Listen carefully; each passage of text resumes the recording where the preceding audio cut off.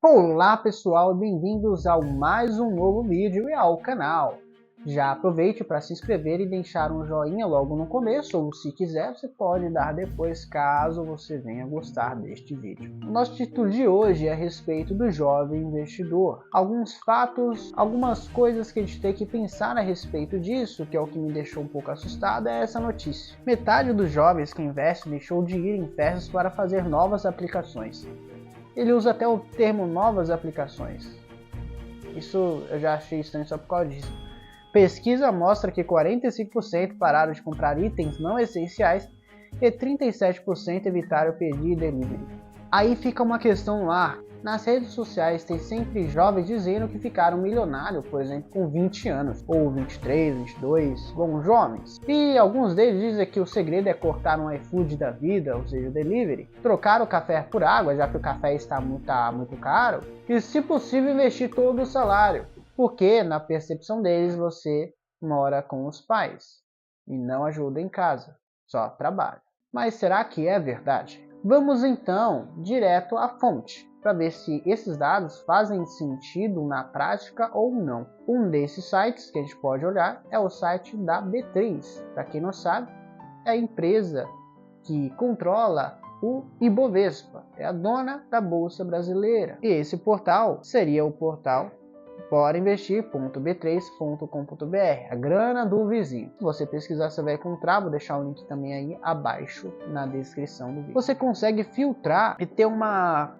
visão um pouco mais definitiva a respeito do que eu quero trazer aqui sobre jovens que investem. Que dá para filtrar aqui seria de 12 a 25 anos. O gênero masculino, vamos colocar masculino. E a gente pode filtrar, para quem não sabe, só para deixar claro aqui, normalmente as regiões mais ricas são a região sul ou sudeste, ou seja, Rio de Janeiro ou São Paulo. Então são cidades muito populosas e com muita riqueza. Então vamos colocar aqui, ó, região sul, para você ter uma noção do que eu estou falando. A média acumulada por pessoa com este perfil, com esse filtro que a gente fez, é de apenas R$130. E eu não estou falando só investimento na bolsa diretamente, mas também em produtos de renda fixa. Se você olhar até mesmo o gráfico, a maioria coloca o seu investimento em renda fixa. Cresceu muito percentual em relação a investimento em CDBs e diminuiu um pouco, digamos assim, né, porque remanejaram, né, poupança para o CDB, mas ainda tem muito dinheiro também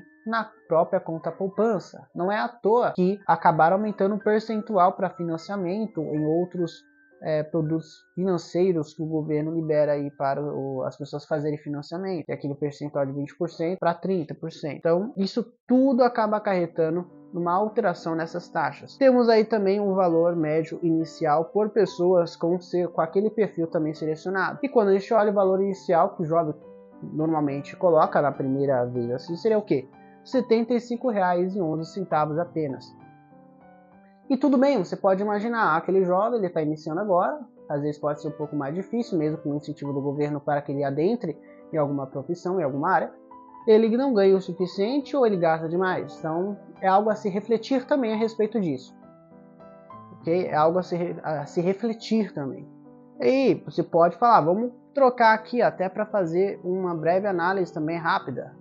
De 26 a 40 anos. Tá, 26 a 40 anos, já é uma vida adulta ali, né? Ele ainda é um jovem, digamos assim, um jovem adulto, mas ele tá indo para a idade adulta, que é lá para os 30 para frente, ok? Então, na mesma região acaba subindo, mas ele não sobe proporcional, ao que ele tinha iniciado. Por quê? Agora tá R$979, valor acumulado, quer dizer que até os 40 anos, em média, a pessoa consegue guardar apenas R$979. Isso é aterrorizante. E o valor inicial de aplicação de 75, que era o anterior, foi para R$105,29. Olha, sinceramente, para mim isso é preocupante. Há uma mudança constante, muitas pessoas estão mudando, muitos jovens estão mudando. Com certeza estão, como a gente vai ver em alguns outros sites, algumas pesquisas que eu vou mostrar para vocês.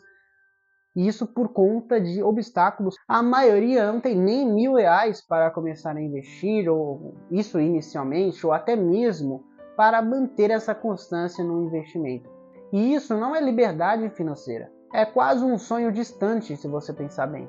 E enquanto isso, muitas pessoas, muitos gurus da internet falando que você não investe porque você não quer. Mas na verdade, é muito mais profunda do que você pode imaginar. É muito mais profunda. A maioria está com R$ 27 na conta, às vezes nem isso, e 2 boletos atrasados. E enquanto você tenta pagar esse boleto, tem aquele código dizendo que você não quer investir. O sistema ele basicamente quer te ver quebrado e por falta de opção, às vezes acaba acontecendo mesmo. Agora vamos pegar aqui um outro dado de um outro site, até para vocês terem noção do que eu estou dizendo. Mais da metade dos jovens entre 18 e 25 anos de idade está endividado. E não é falta de vontade, é falta de dinheiro mesmo. Essa é a realidade que a maioria enfrenta. E quando eu falo endividado, quer dizer que a pessoa ela deixou de pagar alguma conta. É porque ela iniciou a vida já com um financiamento, um empréstimo.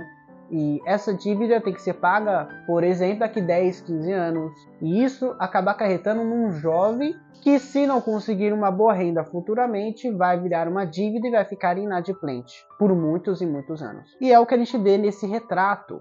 Vou colocar no site do próprio Serasa para vocês verem o que eu estou querendo dizer. Os dados do principal indicador de inadimplência no país apontam crescimento no volume de inadimplentes em abril, com 76,6 milhões de endividados.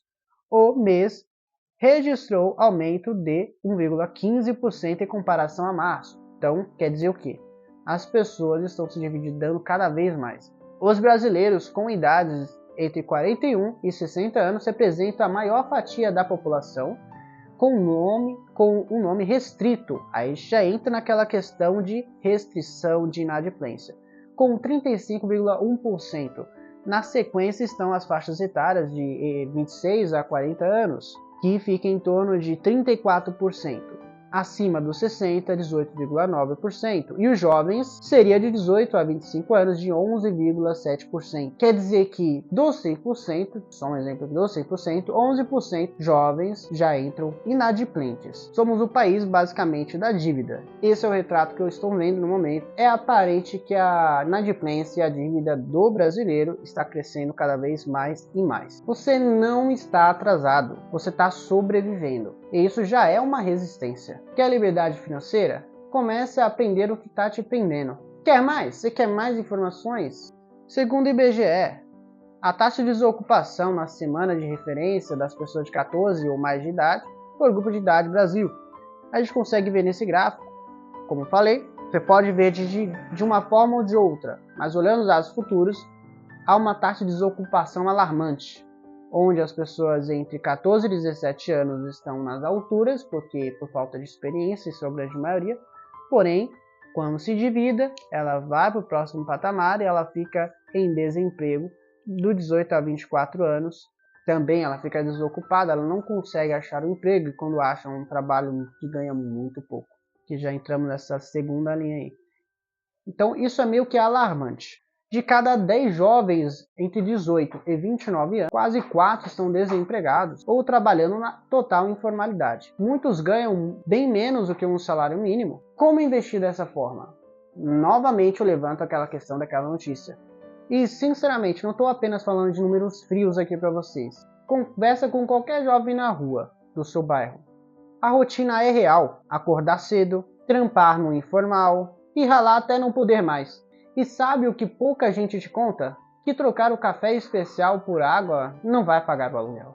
Não vai fechar a conta no final do mês. Porque se você já passa alguma necessidade, estando do jeito que está, se você sair cortando, você acha que isso poucas coisas que normalmente fazem ter um pingo de alegria durante o dia, você vai ter energia suficiente para se manter ativo durante aquele período de sobrevivência? Não sei, mas é algo a se pensar aqui também. E tudo bem, dá para começar a investir? Com certeza dá. Será? Olha, sinceramente, eu acho que não. Não tem como você começar a investir, por exemplo, sendo jovem, a não ser que você tenha uma fonte de renda adicional, uma renda extra, ou claro, more com a sua família e divida muito bem, organize muito bem as dívidas da família. Então, se você gerir bem o seu dinheiro, talvez sobre para que você possa investir, mas se você estiver sozinho, não tem outra opção senão fazer renda extra. Se você mora em cidade grande, aí você tem que fazer mesmo. Enquanto a mídia tenta pintar o jovem investidor como prodígio da nova geração, a realidade é bem diferente. A verdade é que muitos estão investindo não por escolha, mas por desespero. Então, aquele jovem que tem um mínimo de renda um pouco maior para tentar sobreviver, ele está vendo o futuro de uma forma diferente, porque ele sabe que não vai se aposentar, porque tem várias outras coisas que vai acabar fazendo com que ele sofra dentro desse local. Então você só tem duas opções aqui para viver de fato, não só sobreviver: investir ou poupar dinheiro para sair daqui. Como falei, esse vídeo é mais um vídeo reflexivo. Pegue esses dados, esses sites, se você quiser olhar,